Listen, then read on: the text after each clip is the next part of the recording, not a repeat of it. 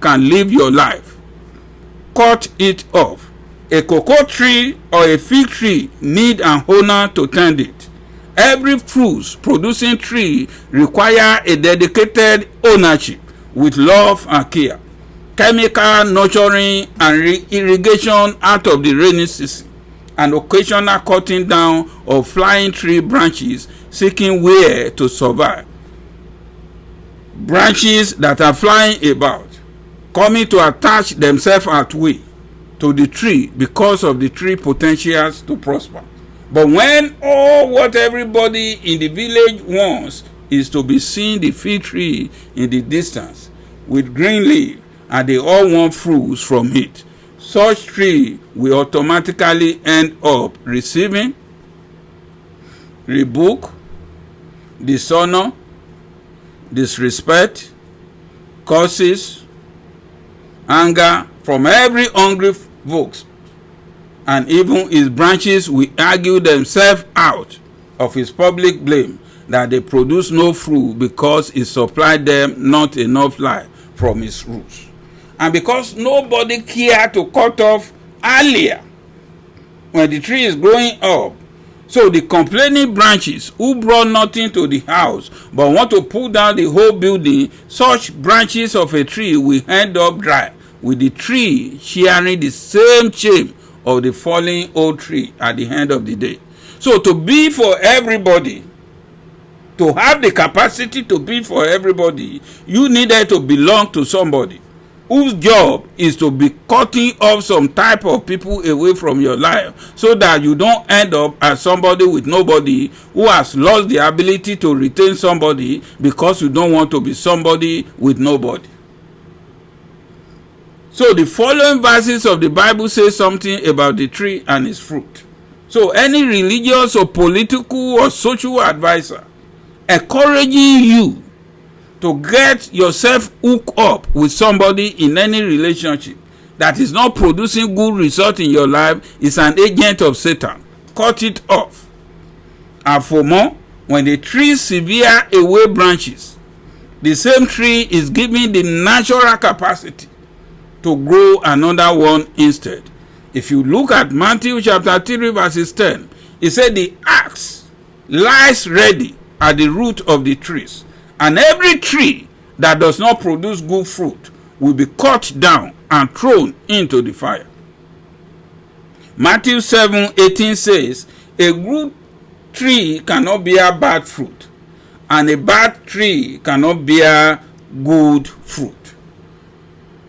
In the book of Luke chapter 13 verses 7, it says, so he said to the keeper of the vineyard, look, for the past 3 years I have come to search for fruit on this fig tree and haven't found any. Therefore, cut it down. Why should it use up the soil? John chapter 15 verses 2 says, he cuts off every branch in me that bears no fruit, and every branch that does not bear fruit, he prunes to make it even more fruitful. If you are a branch that bear fruit, you need to be pruned to make even more fruitful. John chapter 15 verses 6 say, if anyone does not remain in me, he is like a branch that is thrown away and withers. Such branches are gathered up, thrown into the fire and burned.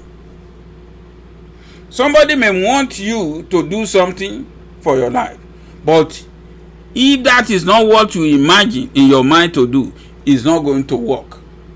It's not going to work out well for you. Many men waste their lifetime and end up as somebody or as nobody in life because they are trying to make somebody to do something together with them.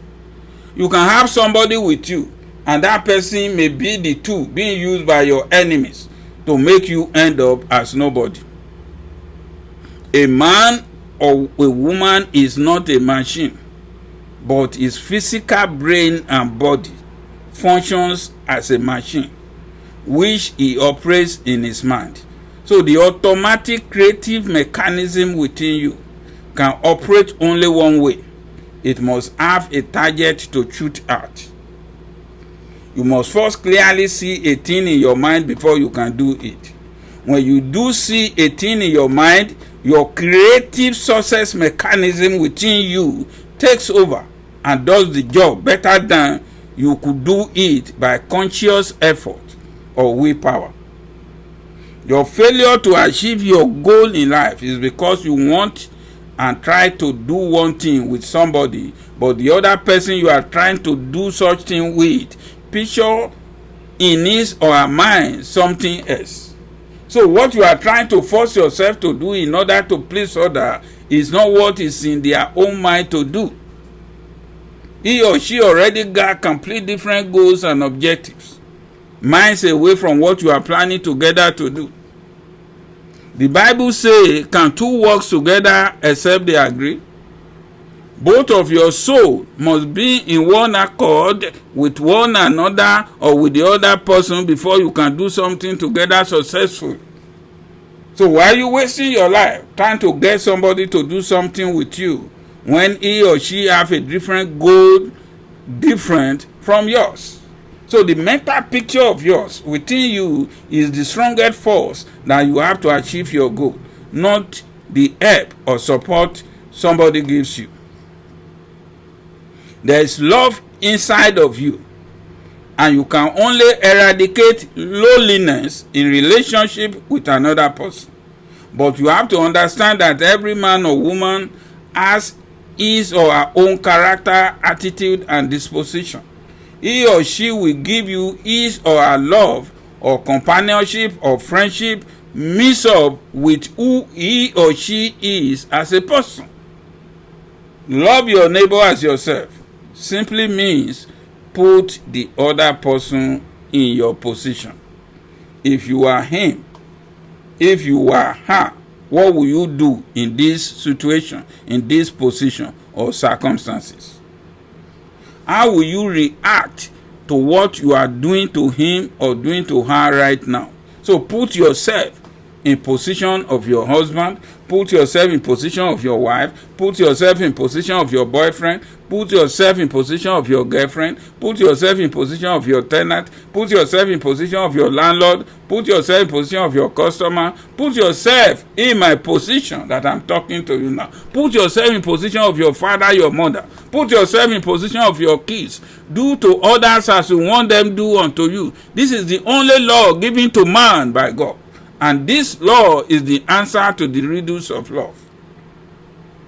If I am your position, if I'm in your position, what I am doing to you now is what I will want you to do to me. But do you want somebody to do to you what you are doing to me right now? The Bible says in Job 42:12-13, that Lord blessed the later part of Job's life more than the former part. He had 14,000 sheep, 6,000 camels, 1,000 yoke of oxen, and 1,000 donkeys. And he also had 7 sons and 3 daughters. Though the Bible never told us how many women at Job's old age gave birth to his 10 new children. But the riddles of your life that you cannot understand, you grow up to transcend it. Because information is power. But the information you research or given to you by others, or the one you got from college, does not guarantee today's social, political, or economic power or financial success in the rivers of life. So when you jump inside to swim in the ocean of life, the insanity you will realize in the deep down there, inside there to survive. You may not agree with your lifestyle or belief system and faith in God. But if your faith and upbringing rejected it, then you may die and hold fish because of hunger, or you choose to come back to the river side to eat trash down in the water. You see? Satisfaction in your mind that you are eating a trash now because You cannot swim in the deep ocean of life, because as big old fish, you don't want to feed on the type of food that survive the life of other big old fish like you down there in the ocean of life. That does not make you a fool, but a person of integrity and principle. Poverty is not because you don't have the information to succeed in life, but it is because you are a victim of religious belief, your whole religious belief, or your whole moral standard. The Bible says in Job 42:12-13 that Lord blessed the latter part of Job's life more than the former part. He had 14,000 sheep, 6,000 camel, 1,000 yoke of oxen, and 1,000 donkey. But the Bible let us know the chief camels, oxen, and donkeys came as gifts to Solomon, to Job, as we see today in the life of some of the richest pastors of our time. Their wealth came as gifts from others to them, and with good management of such resources, they became rich. So if your life is all about everybody getting money from you, and nobody is giving you money, you may end up as somebody with no money in the bank. And that does not mean your pastor is more spiritual than your father. The fact is that everybody gives money to your pastor, including you, and nobody gives to your father, including you. Even the only car your father has, you want to collect it from him. At the same time, you are giving all your 1 month salary as a first fruit gift to your own pastor. But you're trying to get everything your father got, but you walk in a month and go and give it to your pastor. You say that is your first fruit. So if your father is receiving from nobody, how is he going to become a rich man? Solomon became the richest man in the world because he hopefully collected taxes from people in his kingdom. And his basement was the Department of Treasury and the Internal Revenue Service. He collected taxes from everybody and keep the 100% of the money he collected in his own bank account. Just like modern days oil nation princes and political leaders who sell oil, keep the money for themselves. That was how Solomon was blessed by God. Solomon was not blessed by God because he married one woman for life. No, the Bible says he has 300 wives and 700 concubines. That is, he has gone to bed with different 1,000 women before he met Queen of Sheba. So you are not rich because you are holier than the poor people.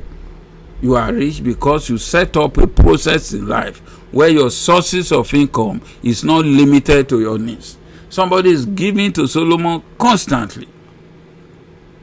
But if nobody gives to you, but everybody wants you to give to them, then you will end up nobody in the